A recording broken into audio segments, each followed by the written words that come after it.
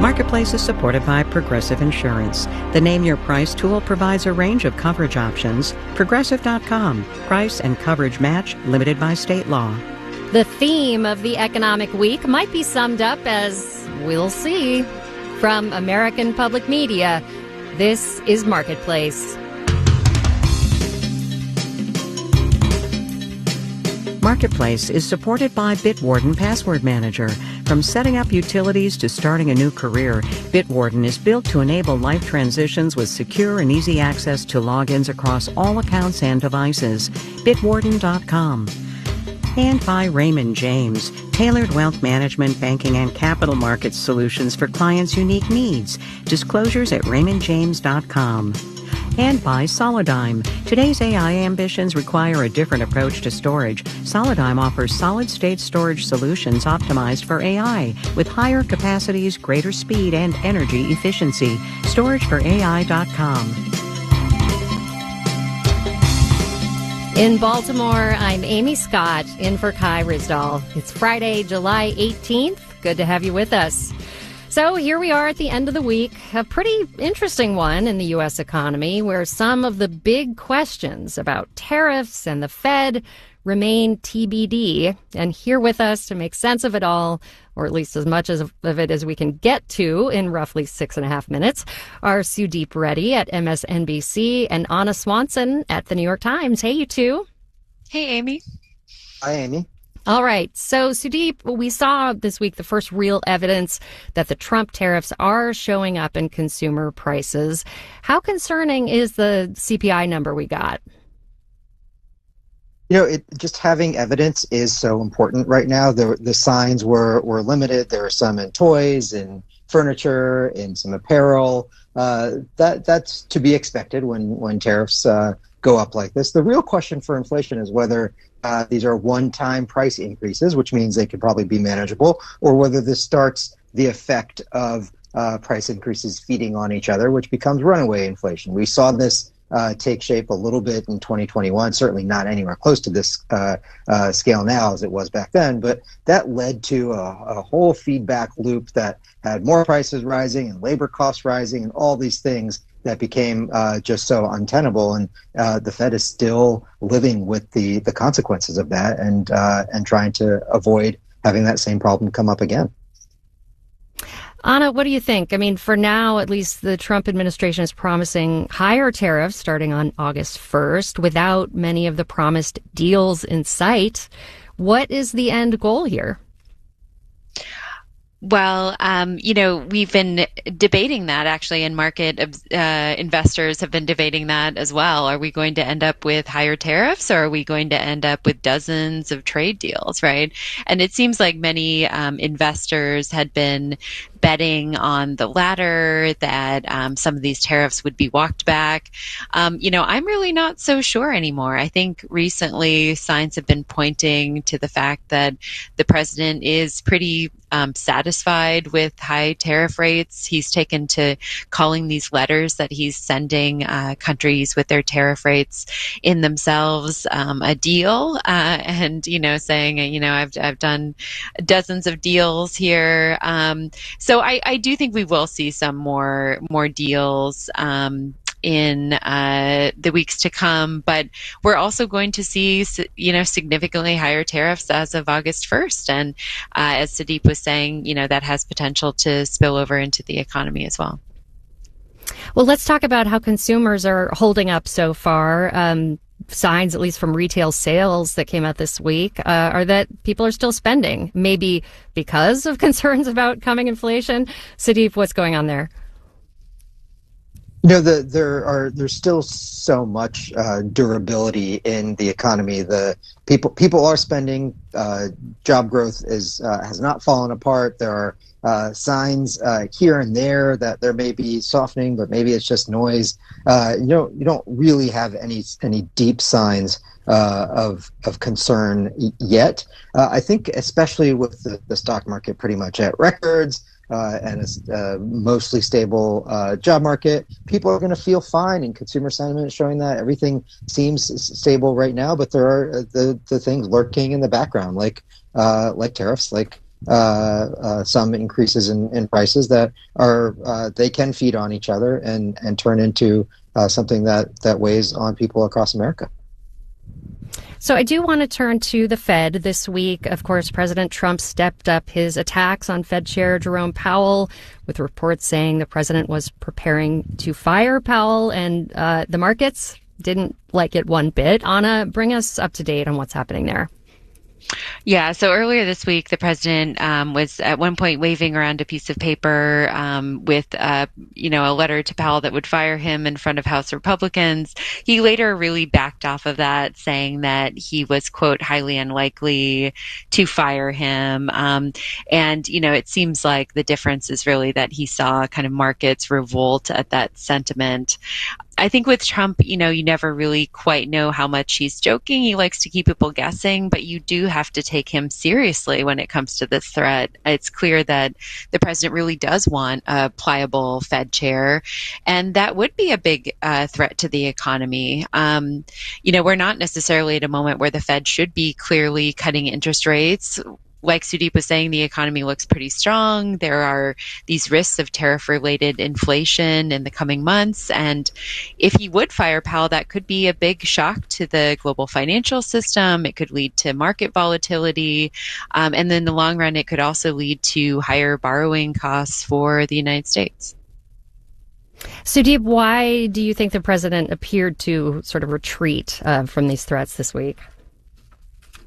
There's some belief out there that the president is simply demonstrating power. He likes to show that he's in control and that he can do things. There's also a view that maybe he's looking for a fall guy if the economy stumbles, and this kind of lays the groundwork to do that. It's possible he's actually worried about the economy as a result of his tariffs. Hard to really know what that means. But I think when you see the market reaction to this, one thing the president does understand, he understands when the stock market falls, he understands to some extent how bond markets operate. He's a debt guy. He understands that. And so there's a line here that he's kind of dancing around. But if you cross that line, then the great power here of the United States and the Federal Reserve starts looking a little bit more like Turkey and some other countries where things get ugly at that point. We had an experience with this in the 60s and 70s, and it took a pretty brutal period to recover from that. And so I suspect the president has some understanding of the risk factors here, even as he does a little bit of a show, which he tends to do. And Anna, real briefly before we go, the next FOMC meeting is, I think, the week after next. Considered likely to hold steady at current rates, but, what will they be watching for? Definitely, yeah. Consider likely to hold steady. If there is a cut, September looks much more likely. I think the question still right now is how much are tariffs going to, spill over into inflation in the coming months, and how much is that going to weigh on the labor market? Right now, the labor market looks pretty strong. The economy looks, the consumer all look, pretty resilient, but we have started to see tariffs flow into some goods prices. And the question is just how intense is that? How broad does that get in the coming months? Mm-hmm. And is that going to weigh on growth as well at the same time that it pushes up prices? Like I said, we'll see. Sudeep Reddy is at MSNBC, Anna Swanson with the New York Times. Thanks, both of you, so much. Thank you. Thanks, Amy. On Wall Street today, a little bit of this, a little bit of that. We'll have the details when we do the numbers.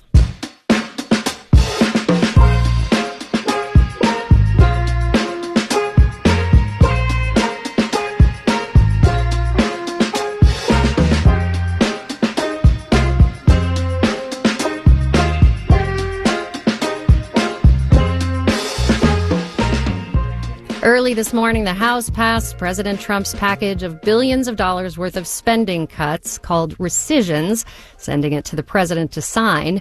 The clawback of federal funding will have a big impact on foreign aid programs and, yes, public media. But some veterans of Capitol Hill appropriations fights from across the political spectrum are worried about what the rescissions mean for the balance of power in Washington and who really holds the power of the purse. Marketplace's senior Washington correspondent Kimberly Adams reports. The law allows the president to ask Congress to rescind funds for projects and programs the legislative branch already agreed to pay for, but there was something unusual about these rescissions, says Joshua Rowley, a research fellow at the Mercatus Center. Only Republicans supported the rescissions package. And so in that case, right, it was breaking the precedent of Republicans and Democrats work together to decide how to fund the government. Usually, the parties have to work together to pass annual appropriations bills because in the Senate, points out Bobby Kogan at the Center for American Progress, you need 60 votes to pass a spending bill. No party almost ever has 60 votes, so these things end up getting both parties to work and no one gets exactly what they want. But this time, after lawmakers struck a bipartisan deal in March to fund the government, Republicans alone just voted to change it. And they did it just as Congress is negotiating the next round of funding. Devin O'Connor is a senior fellow at the Center on Budget and Policy Priorities.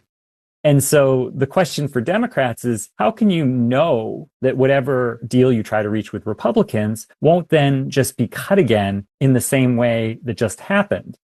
The White House says more rescissions are coming, and the administration's fine with them passing on a partisan basis.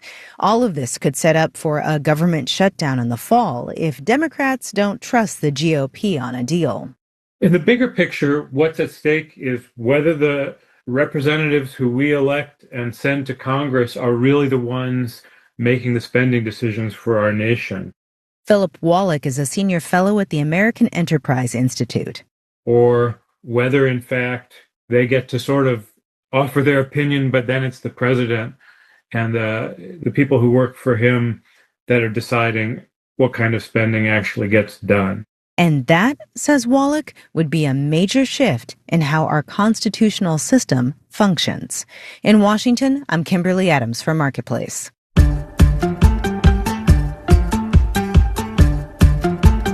Elsewhere in federal spending cuts, big changes are coming to the Supplemental Nutrition Assistance Program, or SNAP, also known as food stamps. Many able-bodied adults will face new work requirements, and states will have to start sharing the cost of the program with the federal government. It's likely to result in many people losing some or all of their benefits that already don't go very far. A new analysis from the Urban Institute finds that in 99% of U.S. counties, SNAP does not cover the cost of a modestly priced meal. Marketplace's Samantha Fields has more. The average SNAP benefit is a little more than $6 per person a day. Think about what you could buy for $6.25. It's not a lot of money. Hillary Seligman at the University of California, San Francisco, says SNAP is intended to be supplemental, as the name suggests. It's the Supplemental Nutrition Assistance Program. But she says the reality is most families who are receiving SNAP benefits are actually not able to put any additional money into their household food budget.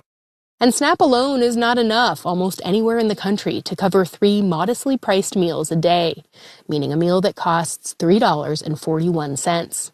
That's how much people living just above the poverty level say they tend to spend on food. Stacy Dean at the Global Food Institute at George Washington University says with benefit amounts, the idea is the food that you can buy should be nutritionally adequate, aligned with what people are generally buying, and also very modest cost.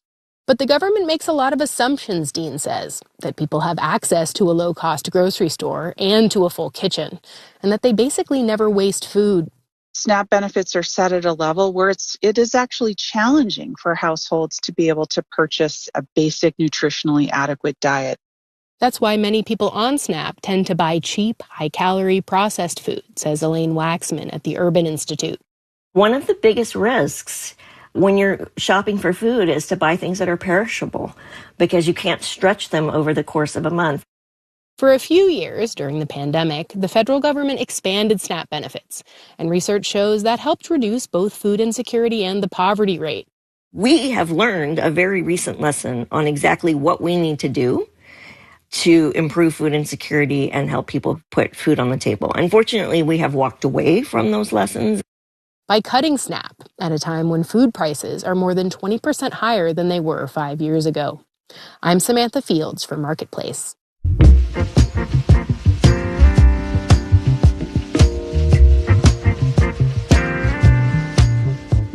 Coming up, all the homes in my community are off-grid, and I now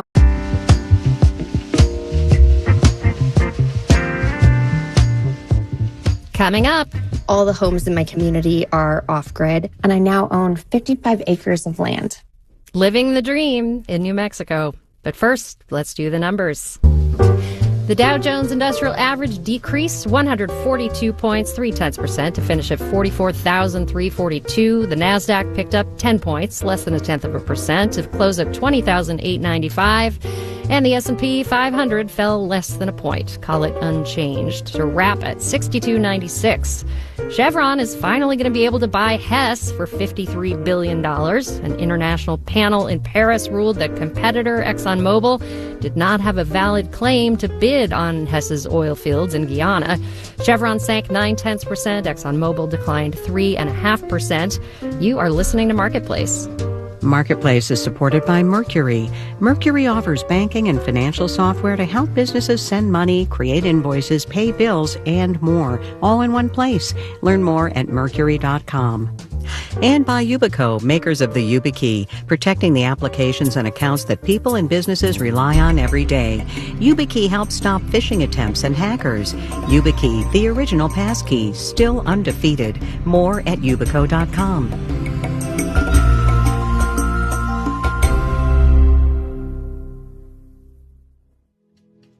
You're listening to Marketplace here on WBEZ. Coming up at 5 o'clock, it's All Things Considered.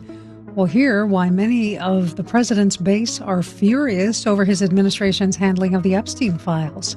That's coming up at 5 o'clock. Marketplace on WBEZ is supported by the University of Chicago Booth School of Business, where faculty have shaped finance theory and markets for more than a century, creating global impact. Details at chicagobooth.edu/business. WBEZ is supported by Kellogg Executive Education with programs spanning leadership, AI, and governance. Kellogg prepares executives to navigate today's evolving challenges. Learn more at Kellogg Executive Education. Congress has cut $3 million in federal funding for WBEZ. That's a serious gap we now have to fill to keep journalism flowing in our community. Step up with a monthly gift today at wbez.org/donate. Let's head back to Marketplace on WBEZ. For 35 years, the U.S. Department of Agriculture has set aside pools of funding for loans, grants, and other assistance for what the agency calls socially disadvantaged farmers, specifically farmers of color, sometimes women farmers. This was part of an effort to address past lending discrimination by the USDA. But under the Trump administration, the agency is ending those efforts. It recently announced it'll stop considering race and gender in applications for many programs. Marketplace's Savannah Peters has more on what those changes could mean. In farming, access to capital is crucial, more so than in many other sectors, says economist Dania Francis at the University of Massachusetts, Boston. You need lots of investment up front. For land, equipment, seeds, and it's often months before farmers see a return. If you can't get the money up front, you plant later, right? If you plant later, you have a smaller harvest. It can make you miss an entire season, which is almost, financially ruinous. The USDA is a key provider of low-interest loans that help farmers stay in business. And throughout the 20th century, minority farmers were routinely denied loans at local USDA offices across rural America. That often led to foreclosure and contributed to $326 billion worth of land loss for Black farmers, according to Francis's research. My co-authors and I considered that a conservative estimate. The USDA's history of lending discrimination is well documented. The agency itself has acknowledged it. Margot Schlanger is a law professor at the University of Michigan. She worked on civil rights issues at the USDA from 2022 to 2025 and spent time with victims of past discrimination. you hear story after story after story about, women going in and somebody saying, honey, where's your husband?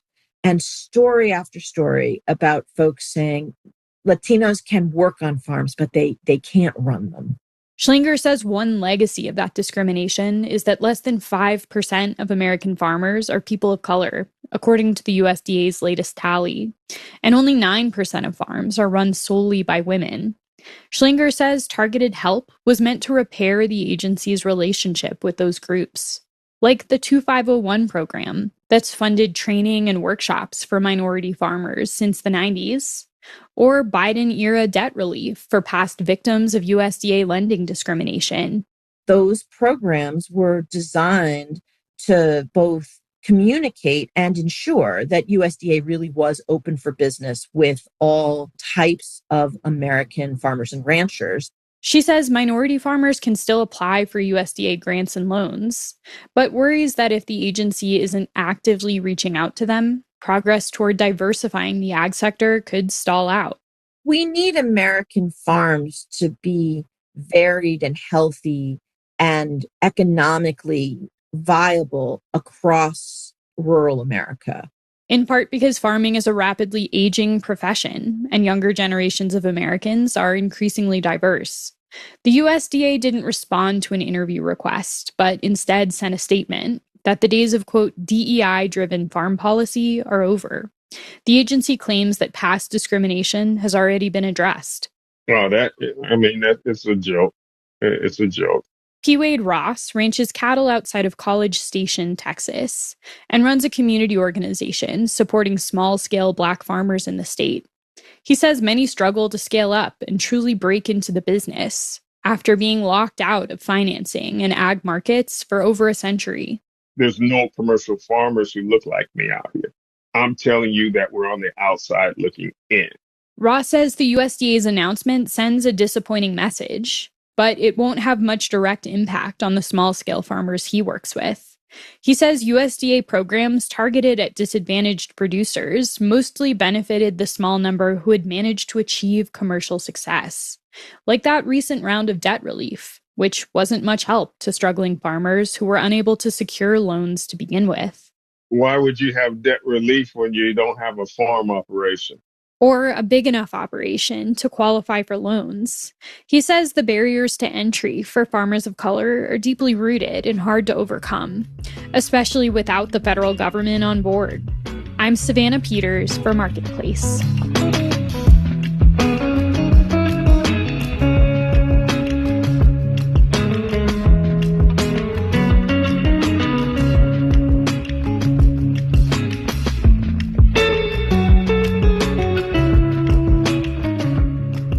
In the housing market, sellers have had the upper hand for years thanks to the low supply of homes for sale.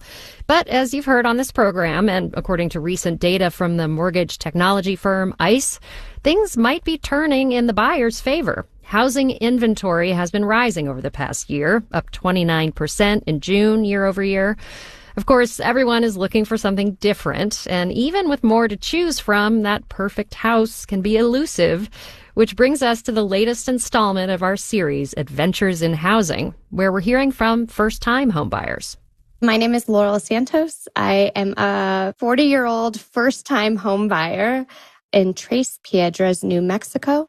All the homes in my community are off-grid, and I now own 55 acres of land. I live in an adobe home with 12 solar panels. I have my own water tank. I have cisterns for water collection. I have my own septic tank. I pay for internet, but otherwise no utilities for me. I'm a big city girl. I've never thought I would ever live off-grid in my entire life. I mean, I like hiking just fine, but I'm not that outdoorsy of a person at all. I closed on my house for $400,000, but my goal was never to test out the housing market at all. I initially just needed a few days off work and away from everything. So I stayed in an Earthship, a traditional Earthship, in an entirely off-grid neighborhood for, I think it was a long weekend. I checked in Friday night, left Monday morning, and I go, wow, what an amazing place. Got an amazing view of the mountains and started being really curious about kind of off-grid living, just like how much it is to buy a place. So a realtor sent me this place and I saw the price and I couldn't say no to it. I'm trying to make this as 2025 as possible, but it is definitely sometimes feeling a little 1800s over here. The person who had lived here before hung their clothes to dry, and I'm very busy and not ready for the little house on the prairie life that much. And so had to have someone come out to install a vent for my dryer. I had to give up getting grocery delivery, kiss 2-day delivery goodbye on packages. I now have a P.O. box and have to drive 30 minutes to go to the grocery store and pick up my mail. But I gained a dog park, essentially, and have gained a lot of peace of mind. I think there's something to be said about when you stay in a place that is actually silent. When you live in a city, even a small city, there's traffic, there's streetlights, there's things that kind of infiltrate your space all the time. And I'm literally in a place where it's silent. I hear crickets and not even that sometimes.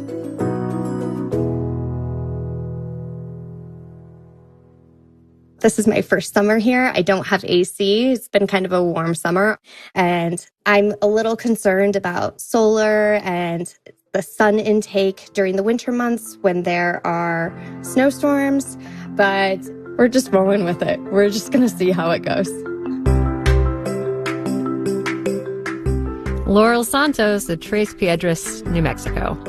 We can't do this series without you, so whether you're looking for your first place downtown or somewhere a bit more remote, please tell us about it. Marketplace.org/adventures in housing.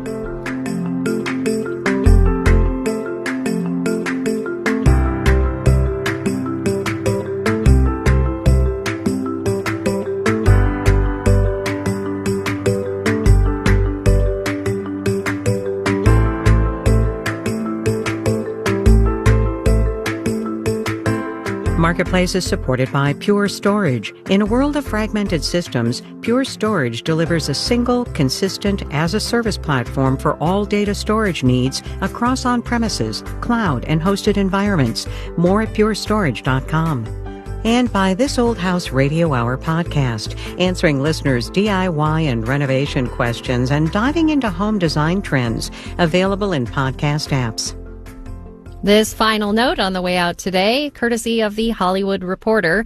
For the first time since Nielsen started tracking TV viewing by platform 4 years ago, over-the-air networks made up less than 20% of overall viewing. Streaming accounted for 46%, a new monthly high in June, with cable at just over 23%. Overall, TV watching grew by 3%, with kids and teens home from school. And you know how they're watching videos. The biggest streaming service by share of viewers, YouTube, with 12.8%. Our theme music was composed by B.J. Liederman. Marketplace's executive producer is Nancy Fergali. Joanne Griffith is the chief content officer. Neil Scarborough is the vice president and general manager. And I'm Amy Scott. Have a great weekend. We'll be back on Monday.